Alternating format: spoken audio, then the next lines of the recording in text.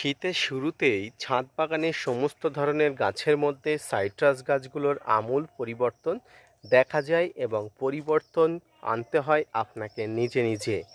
এই পরিবর্তনের মধ্যে অন্যতম হলো গাছের খাবার দেওয়া এবং জল দেওয়ার মাত্রা কিন্তু অনেক অংশে কমিয়ে দিতে হয়।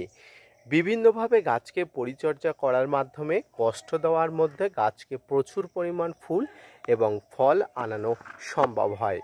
তবে এই পরিচর্যাটি শুধুমাত্র ম্যাচিওর থাকা লেবু গাছগুলোতে করতে হয়।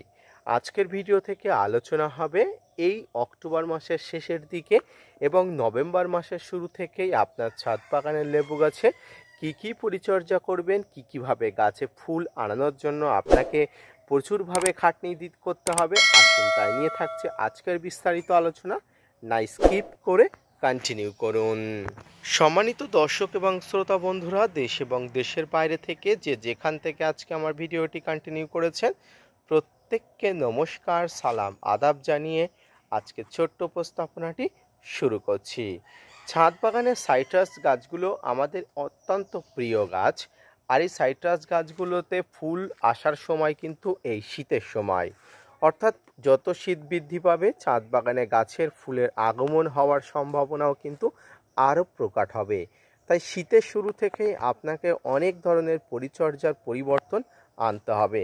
এর মধ্যে প্রধান এবং অন্যতম হলো গাছের গোড়াতে জল কমিয়ে দেওয়া এবং খাবার পুরোপুরিভাবে বন্ধ করে দেওয়া। তবে জল কমিয়ে দেওয়া মানে গাছকে পুরোপুরি মেরে দেওয়া এমনটাই নয়। গাছের বেঁচে থাকার জন্য পর্যাপ্ত জল না দিয়ে খুব অল্প অল্প জল, অর্থাৎ কয়েক ফোঁটা জল বলতে পারেন, শুধুমাত্র মাটির উপরের অংশটা ভিজে থাকবে এমন জল কিন্তু গাছকে সরবরাহ করতে হবে। অতিরিক্ত জলকষ্ট কিন্তু গাছকে মেরে দেওয়ার দিকে দেয়, অর্থাৎ গাছ মারা যাওয়ার দিকে চলে যায়। তাই আপনার গাছ যাতে মারা না যায় সেই দিকে নজর রেখে আপনাকে কিন্তু পরিচর্যা করতে হবে। শীতের ডরমেন্সিতে ছাদ বাগানে লেবু গাছে কোনোভাবেই কোনো প্রকার খাবার দেওয়া যাবে না। গাছের গোড়াতে খাবার দেওয়া তো যাবেই না এবং গাছের পাতাতেও কোনো প্রকার নাইট্রোজেন ঘটিত পদার্থ স্প্রে করা যাবে না। তো গাছের গোড়াতে জল যেমন কমিয়ে দিতে হবে, ঠিক তেমনি খাবার পুরোপুরিভাবে কমিয়ে দিতে হবে। নাইট্রোজেন ঘটিত খাবারের বদলে যে খাবারটি আপনি দিতে পারবেন সেই খাবারের মধ্যে থাকবে ফসফরাস এবং পটাশ ঘটিত খাবার। কারণ ফসফরাস এই সময় গাছকে প্রচুর পরিমাণ ফুল আনার পক্ষে সহায়তা করে এবং ফসফরাস যেহেতু গাছে প্রচুর পরিমাণ প্রোটেকশান করে, গাছের শিকড়কে মাটির গভীরে যেতে সহায়তা করে। তাই ফসফরাস জাতীয় খাবার আপনি গাছের গোড়াতে বা গাছের স্প্রে করতে পারেন। এবং থাকলো পটাশ। এই পটাশ গাছকে রোগ প্রতিরোধী করে তুলতে সাহায্য করে। তাই পটাশ অবশ্যই গাছে প্রয়োগ করবেন। এই পটাশ বলতে আপনারা জৈবভাবে দিতে চাইলে কলার খোসা ছোট ছোট করে কেটে আপনারা জলে ভিজিয়ে সেটা গাছের গোড়াতে দিতে পারেন। আপনারা রাসায়নিকভাবে চাইলে 0050, আপনারা যেটাকে সালফেট অফ পটাশ বলা হয়, সাদা পটাশ বলা হয়, সেই পটাশ কিন্তু আপনারা গাছে প্রয়োগ করবেন। এবং আপনারা অবশ্যই কিন্তু এখানে কিন্তু 1 লিটার জলে পরিমাণ একদম ঠিক রাখবেন, অর্থাৎ 1 লিটার জলে 2 থেকে 3 গ্রাম পটাশের বেশি কিন্তু গাছে প্রয়োগ করবেন না। এক্ষেত্রে বলে রাখি, অনেকে আপনারা এক্ষেত্রে কিন্তু লাল পটাশ প্রয়োগ করতে চাইবেন, তবে আমি বলবো লাল পটাশ এক্ষেত্রে প্রয়োগ না করাই ভালো। কারণ লাল পটাশে প্রচুর পরিমাণ লবণ থাকে। এই লবণ কিন্তু টবের মাটিকে লবণাক্ত করিয়ে দিতে দেয় এবং গাছের অনেক অংশে কিন্তু ক্ষতি হয়। তাই মনে রাখবেন, এই পটাশ সার কিন্তু গাছে প্রয়োগ করার সময় আপনাকে কিন্তু দেখে শুনে প্রয়োগ করতে হবে, যাতে গাছের কোনো প্রকার ক্ষতির সম্ভাবনা না হয়ে থাকে। যে কোনো লেবু গাছকে যদি এইভাবে পরিচর্যা করানো যায়, অর্থাৎ ম্যাচুরিটি আসা লেবু গাছকে যদি এইভাবে পরিচর্যার পরিবর্তন করা যায়, তাহলে কিন্তু সিজনে আপনার ছাদ বাগানে লেবু গাছে প্রচুর পরিমাণ ফুল আসার সম্ভাবনা বৃদ্ধি পাবে। সম্মানীয় দর্শক এবং শ্রোতা বন্ধুরা, এই সময় লেবু গাছের পাতা হলুদ হয়ে যাওয়ার সম্ভাবনা প্রবল থাকে।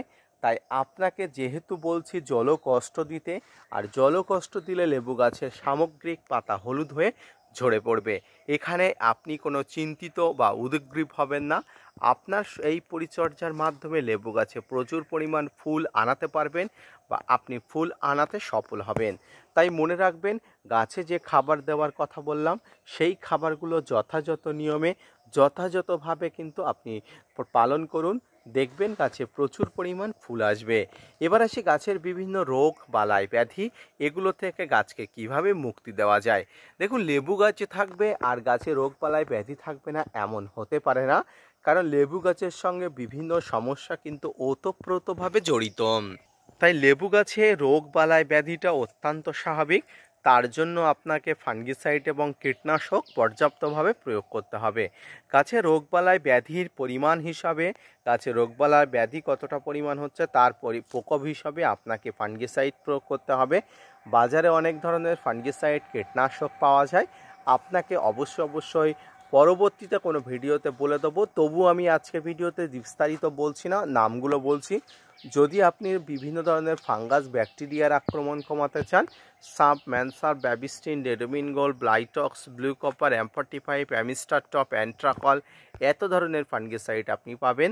এবং যদি আপনি বিভিন্ন ধরনের কীটপতঙ্গর আক্রমণ থেকে গাছকে বাঁচাতে চান, ডাইমার্টের 30% composition, imidacloprid group composition, cypermethrin composition এবং বাংলাদেশি বন্ধুরা সবিক্রন 425 ইসি এবং নাইট্রো কম্পোজিশনের কীটনাশকগুলো প্রয়োগ করবেন। প্রতি কীটনাশক এবং ফাঙ্গিসাইড 2 থেকে 3 গ্রাম বা 2 থেকে 3 ml এর বেশি কোনোভাবেই প্রয়োগ করা যাবে না। তবে গাছে কীটপতঙ্গনাশক এবং ফাঙ্গিসাইড প্রয়োগ করার আগে গাছের সার্বিক অবস্থা, গাছের আদৌ প্রয়োগ করা যাবে কিনা বা প্রয়োগের মাত্রা কতটা হবে এবং কীটপতঙ্গর আক্রমণ কতটা প্রকট হয়েছে সেটা জেনে বুঝে তারপরে কিন্তু গাছে ব্যবহার করবেন এই ধরনের জিনিসগুলো। অক্টোবর মাসের একদম শেষে, নভেম্বর মাসের শুরুতেই আপনার ছাদ বাগানে লেবু গাছে প্রচুর পরিমাণ জলকষ্ট থেকে শুরু করে খাবার যদি আপনি কমিয়ে দেন, তাহলে ছাদ বাগানে লেবু গাছে আস্তে আস্তে দেখবেন প্রচুর পরিমাণ ফুল আসবে। তাই অবশ্যই মনে রাখবেন, ছাদ বাগানে এই সিজনাল সময়ে আপনাকে কিন্তু এই পরিচর্যা করতে হবে যদি ফুল পেতে চান। আজকের ভিডিওটি এই পর্যন্ত। আশা করি বুঝতে পেরেছেন, আশা করি বোঝাতে পেরেছি। যদি বুঝতে পারেন, যদি বোঝাতে পারে, তাহলে অবশ্যই খামারি কমল ইউটিউব চ্যানেলকে সাপোর্ট করবেন এবং ভিডিওটি শেয়ার করতে ভুলবেন না। ধন্যবাদ।